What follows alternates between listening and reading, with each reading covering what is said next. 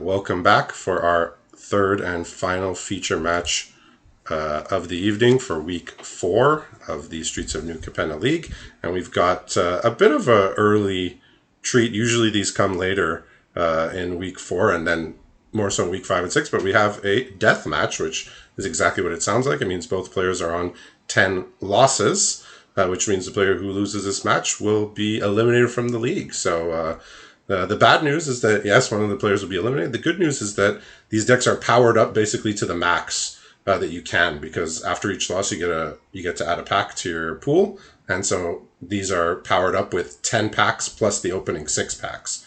So these decks should be pretty powerful.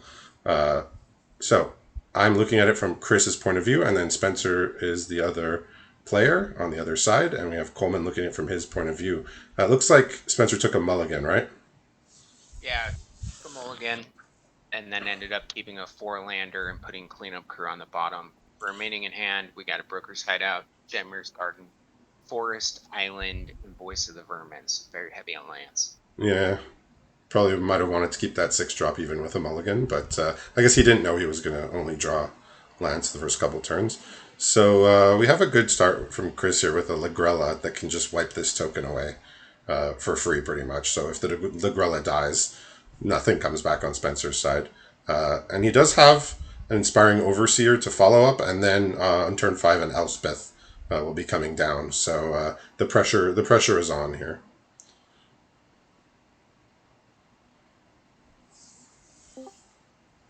So it looks like Chris is going to play his Inspiring Overseer here and use his Broker's Hideout, setting up for Elspeth potentially next turn. But the Voice of the Vermin could be a difficult problem here for Chris. He does have a removal in hand, the Bouncer's Beatdown, but obviously it doesn't quite get through the shield counter. He has a Majestic Metamorphosis as well, which is the trick that you draw a card and something becomes a 4/4 flying. Okay, so he's attacking here. Obviously, he's not going to be able to block this Voice of the Vermin, so he can send in and offer the shield counter. But Spencer opted to not lose his shield counter here. We're deciding between 2 different fetch lands. We're going to go with Obscure Storefront. Yeah, and so he doesn't have any spells left in hand. He has a Rooftop Nuisance and a Civic Gardener. Okay, so he Yes. has drawn some spells in the past couple turns. Okay, so nothing supremely impactful, but so he can get an attack here for 5. Uh, okay.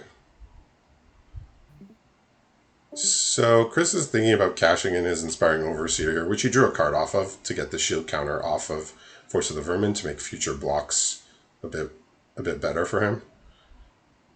And then, from what it sounds like, Spencer's going to follow up with his 2-drop here. Yeah, the Gardener. So he could play the Elspeth here, but the Elspeth is going to be in danger potentially. I guess he can make his Lagrella a 3/4. That doesn't really stand in front of the Voice of the Vermin very well. Yeah, and with Rooftop Nuisance in hand. Yeah. Yeah, with the Rooftop Nuisance in hand, the Elspeth will die here. It will take 6 damage. He might just -3 and see if he can put something into play here. No, he's gonna +1. Like I said, it unfortunately does not set up a profitable block on the Voice of the Vermin.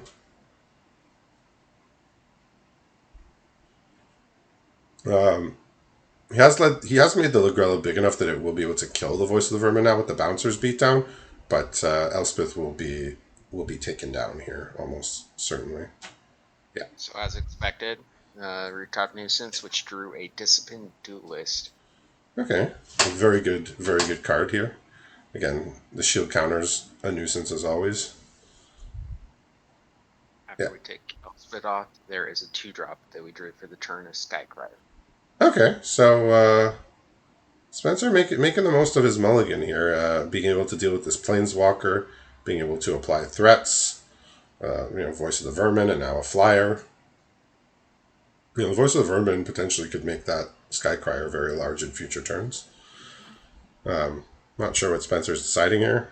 I guess he's trying to figure out which one he wants to give the pump to, but with Krzys tapped out, it doesn't matter which one gets the pump.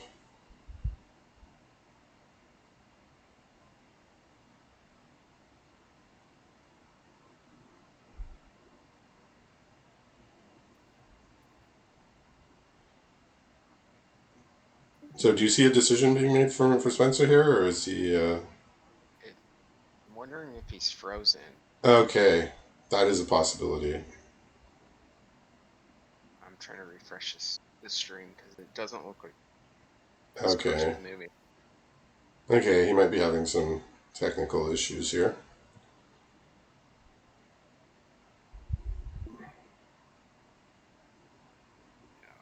He lost his stream. Okay. Yeah, it's unfortunate sometimes, depending on the computer or whatnot. The stream could be slowing down Arena. Um, so maybe if you want to send him a message there, since I'm on my screen share now, but Yeah. or watching the screen share. But if you want to send him a message, you could tell him. Obviously, it's just more important that his Arena is working. So uh, if him streaming is slowing down his Arena, then just doesn't have to worry about streaming.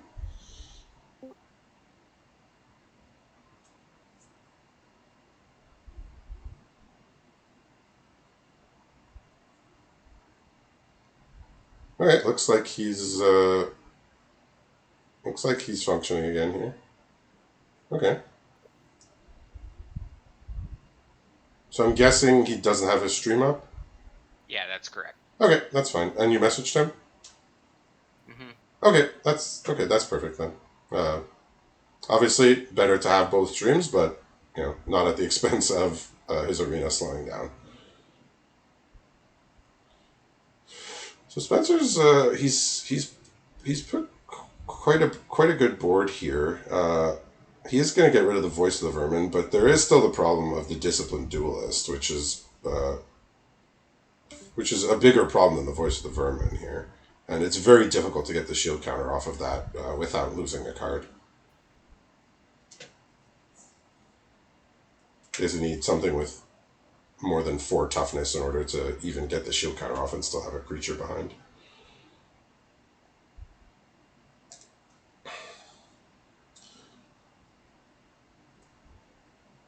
Yeah, so Spencer's deciding what he wants to do with his turn. If he equips, that's quite a lot of damage from the Duelist. And as we stated, Krzys has fewer options of how to deal with it.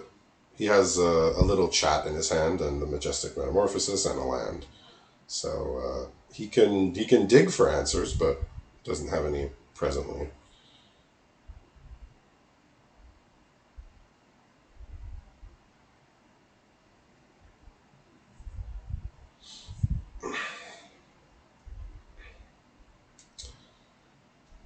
Right, so he's attacking here pretty clearly. So I suppose he's just going to put his crowbar on the Gardener. Okay, so the Civil Servant does get to attack here and potentially gain some life. So Chris is thinking maybe he can race with the lifelink. Um, Unfortunately, he can't take 6 every turn either. So Legrella's getting in with the Vigilance here. Yeah, he does not have a Citizen, unfortunately, yet for the Civil Servant.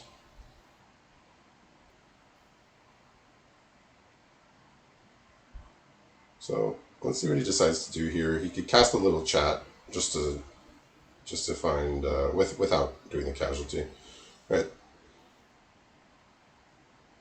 So I suppose what he is going to attempt to do is to Majestic Metamorphosis on his Ligrella, giving it 5 toughness, which then I mean it's still not gonna tangle profitably with the Disciplined Duelist, but can at least get the shield counter off of it. And now a second Rooftop Nuisance is going to make this very difficult for Krzys here.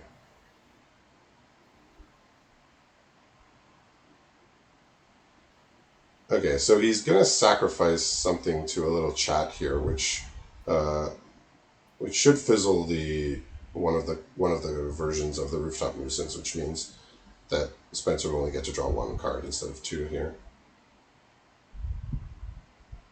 So let's see what he can find here, because he's about to take 7 damage and be in a lot of trouble. So he has an exotic pets here that he found, and then he has a choice between Inspiring Overseer and Jewel Thief. So the two prominent 3-drop common creatures of the format.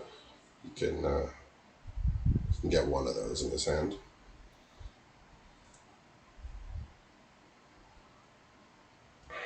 So again, no answers to the duel list. He can put creatures in front of it for a couple of turns. So the first Rooftop Nuisance will resolve here.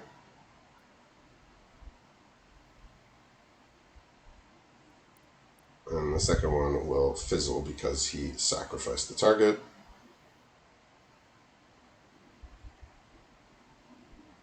So I guess one of the fish gets vigilance as well as a +1 counter. So there's one you don't see every day.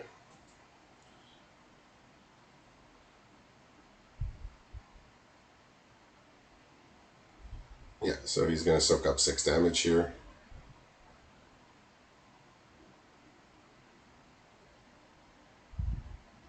So okay, so he's trying to hold for ransom here now, which I mean, one land.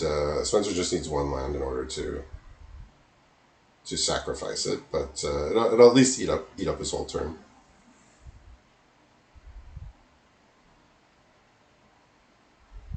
So I think Chris is hoping that between his flying creature, his evasion, and his majestic metamorphosis, he can maybe get in for lethal damage before the duelist starts piling on the damage. So we'll see what he decides to do here. If he decides to block or not. Um, if he's trying to, if his most winning play is probably to not block.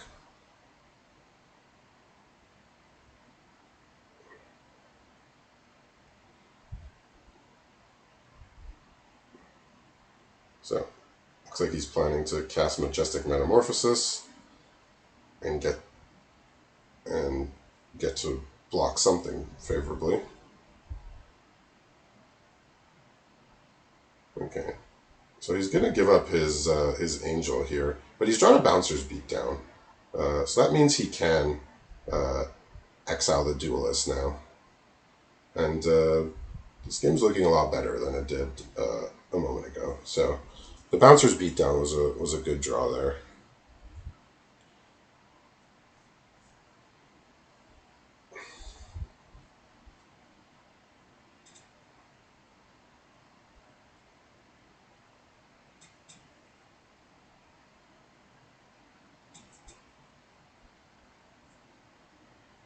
So he can also cast a freelance muscle, or instead he could cast a freelance muscle, which will block as an 8/8, which he's playing that now as well. So this has swung firmly back in Chris's favor. It was looking good for Spencer with the rooftop nuisances and being able to push in for some damage, but it cost them multiple cards, but getting rid of the duelist was necessary. Echo Inspector comes down here, which is a flying creature, so gives Spencer a nice attacker here. But Chris is presenting multiple threats between the 2/2 unblockable fish and then this freelance muscle, which is going to be an 8/8 as soon as it enters combat. Yeah. So Spencer's got a 2/2 flying lifelink, which can help out in these situations. Um, so Chris has drawn a land. He's going to sacrifice his land here. He has a security bypass in hand, which he can put on the fish. That is guaranteed damage, and he'll get to connive every time. He's drawn a witness protection, so he can cast one or the other, but not both. He's going to go for witness protection potentially, or not. Oh, is the security bypass on the muscle? I mean, that's 8 damage, unblockable. Yeah, that is an option as well, but he would have to not attack with the fish. So he could just put on the freelance muscle and basically make Spencer have an answer, next turn. That's an option as well. So he's just attacking all here. He's not going to bother with the security bypass this turn. Suppose he could get Spencer low enough that he could get in with it next turn for lethal.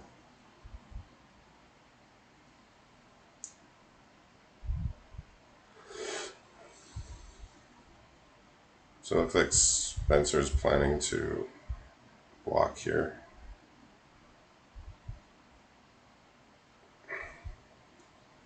So this is interesting. If these are the blocks that Spencer lines up, Chris could actually use the witness protection post combat now to kill the Echo Inspector. And I think he's noticing that that is an option.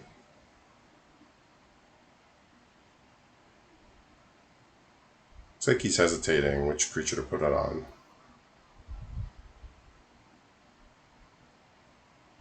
Okay, so he's choosing to put on the life flinker.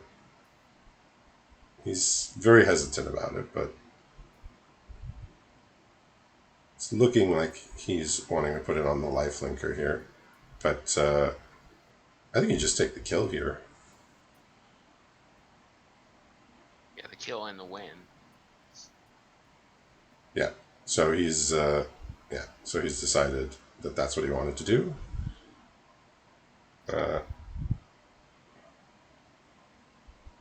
Okay, so a land is no good here for Spencer.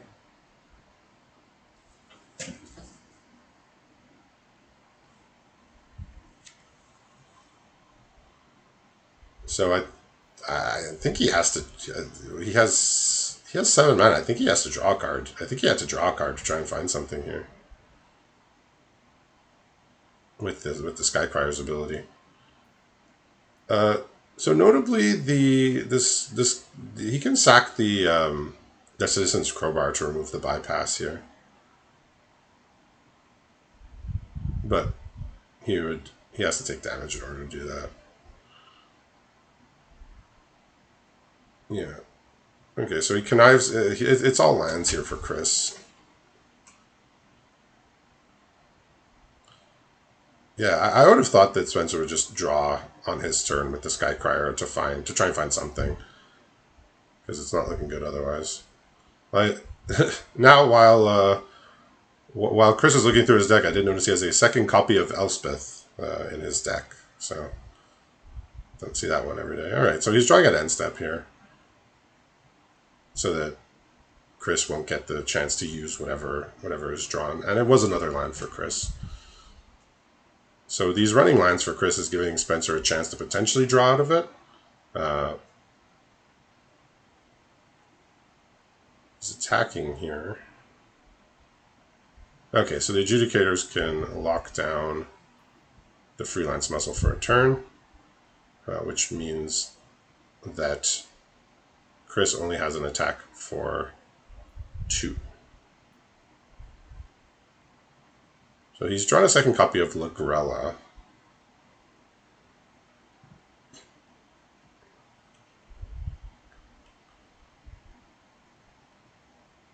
So he's weighing his options, see if he wants to just play the Lagrella to get one of these creatures off the board. Doesn't change his attacks this turn. His only attack is with the fish.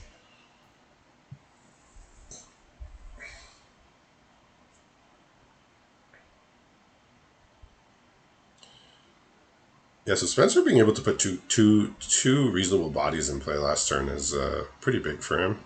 But he still has the problem of the freelance muscle that's going to be unlocked and able to attack again next turn, which is a lethal threat. So he needs to find answers to that. And Chris decided to take the lifelink off the board. So Yeah, we'll see. Like I noted before, the Citizen's Crowbar can get rid of the security bypass, so it's not guaranteed lethal. Okay, so he looks like he wants this angel gone. He wants to deny potential card draw.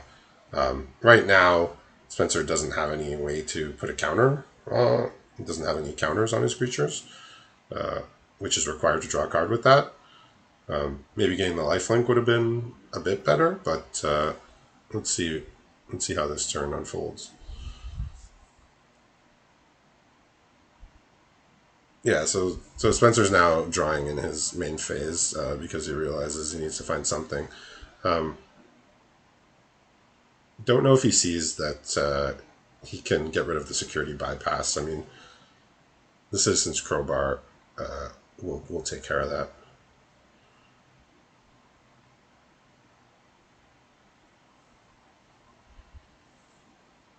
So he'll be going to 1 from the fish, but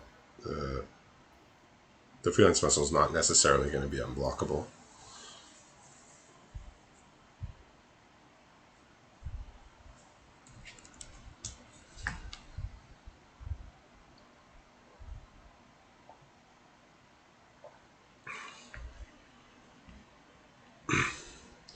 So not sure what Spencer's considering. Unfortunately, doesn't have any attacks here.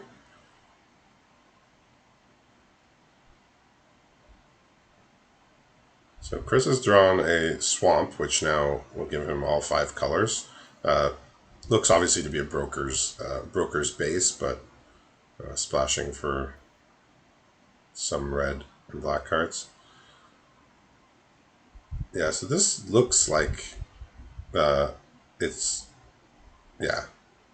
So he's gonna have to chump block here, but at the very least, he stays alive for a turn.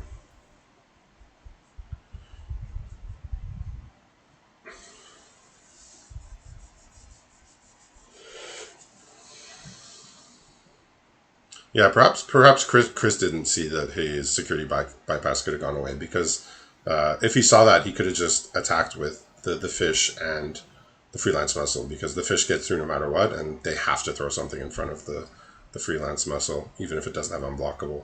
So maybe he didn't see that he can get rid of the aura because otherwise he would have been able to finish it off. All right, so Spencer has conceded. We're going to go to game 2. Looking at the sideboard here, seeing what all these colors are for. I've spotted an Ob Nixilis, the adversary, in his 3-drop slot, which might be the only non-brokers card in his deck, but it's a flashy one.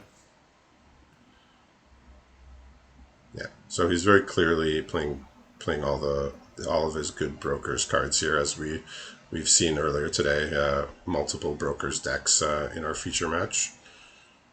So yeah, he has 2 Elspeth, a Workshop, War Chief. Good amount of removal here. 2 Bouncers, Beat Down, Sleep with the Fishes, and etc.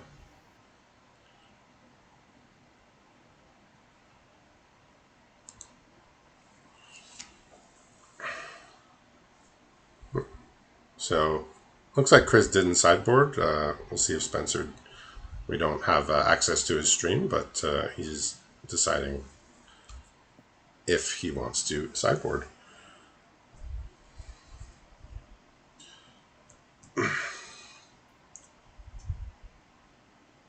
So looks like Spencer's again playing a broker's deck. We've seen that already tonight in the feature match, like I mentioned. Didn't appear to be splashing any other colors from what we saw. While Chris is playing a broker's deck, but threw in an Ob Nixilis there. It is a powerful card. Often a bit better if you can cast it on curve, but still powerful at any point in the game. Tapping 3 mana to potentially make 2 planeswalkers is pretty game breaking. All right, so we're into game 2.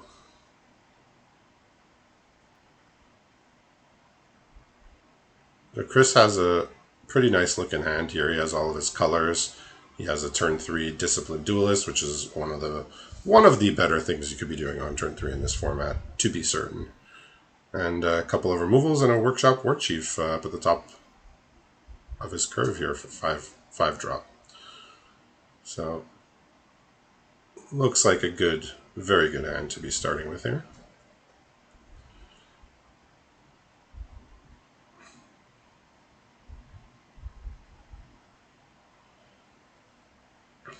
so Spencer unfortunately has mulligan for the second game in a row. Uh, they both start off with Skybridge Towers. Alright, so Civil Servant here. Um, I mean, this might be worth just throwing the hold for ransom on. Uh, often when I see that on turn two and I don't have a 2-drop and I have a hold for ransom, I just do that immediately. Just deny them the lifelink. And Krzys has come to that same conclusion. And so fight rigging is going to show up here, which is a very, very good rare, especially on turn 3. Better if you have something to attack with, but presumably Spencer will play a creature next turn and start putting counters on that. The Disciplined Duelist, as always, is a problem whenever it shows up on the battlefield. Krzys has drawn some good things here in the interim turns. Jewel Thief, Quick Draw Dagger, another land. So looks like he's going to be able to play his spells on time.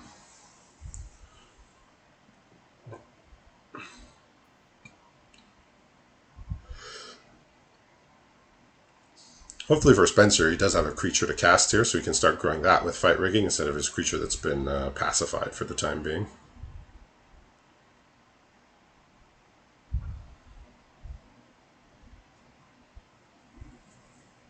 Not sure if his color situation is all squared up. He does have 3 forests, so he might have a white blue card in hand. Okay, so he's just going to blitz his strong arm here.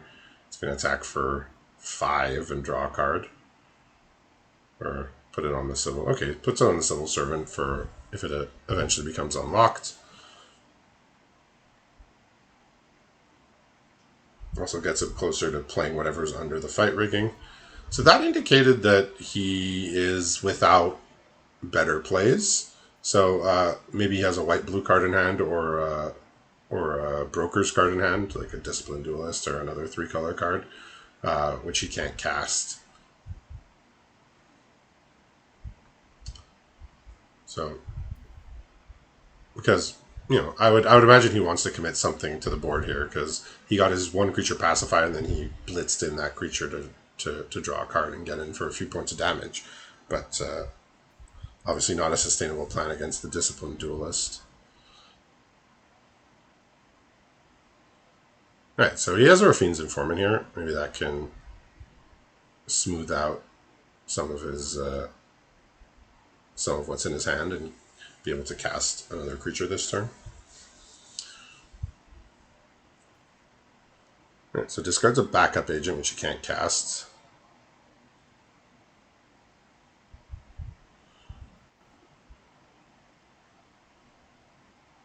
Alright, so Krzys has a couple options here. The most obvious one is to play his Workshop War Chief. Another one could be the Celestial Regulator to lock down the Rafine's Informant. And then potentially leave up Bouncer's Beatdown or the Quick Draw Dagger in his hand.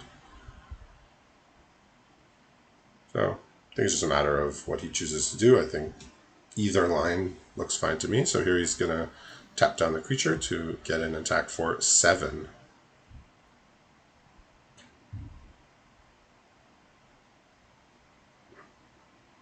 Spencer does have priority here, so he may have some type of interaction.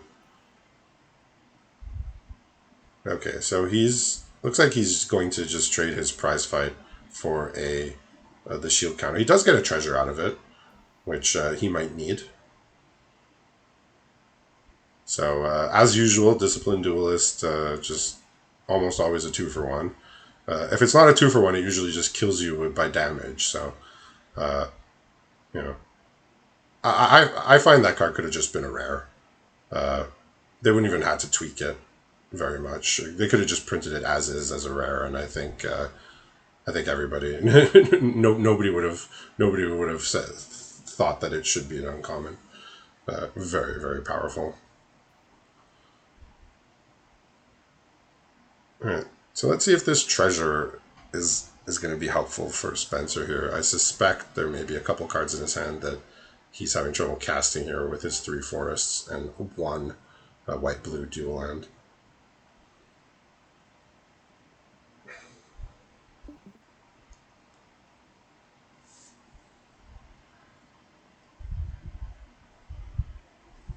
Yeah, between the bouncer's beatdown and the quick draw dagger in Chris's hand, it's going to be really tough for Spencer to line up blocks that are going to work out well for him. Next turn.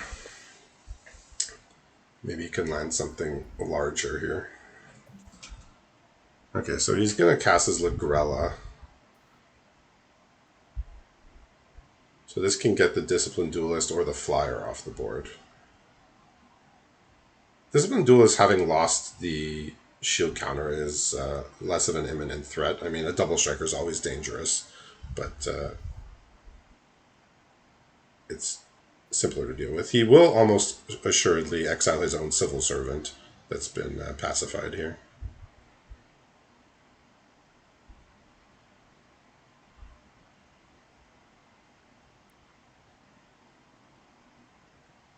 So Chris is probably considering using a bouncer's beatdown in response to the trigger, which means that the creatures would not leave the battlefield.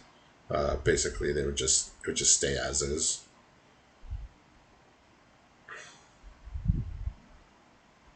I think he's gonna opt to do that.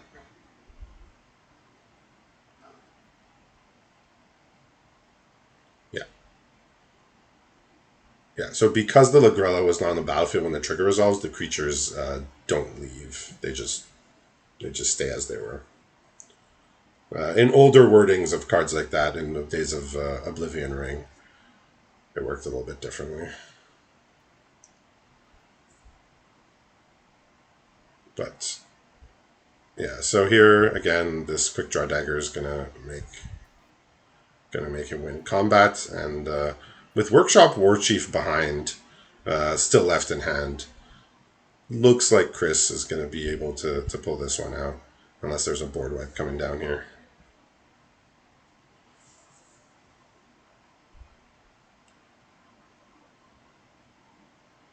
All right, looks like it's coming to an end. So congratulations to Chris on winning the deathmatch. He just has to do that about 12 more times or so, and looks like he'll be on his way to a top 8.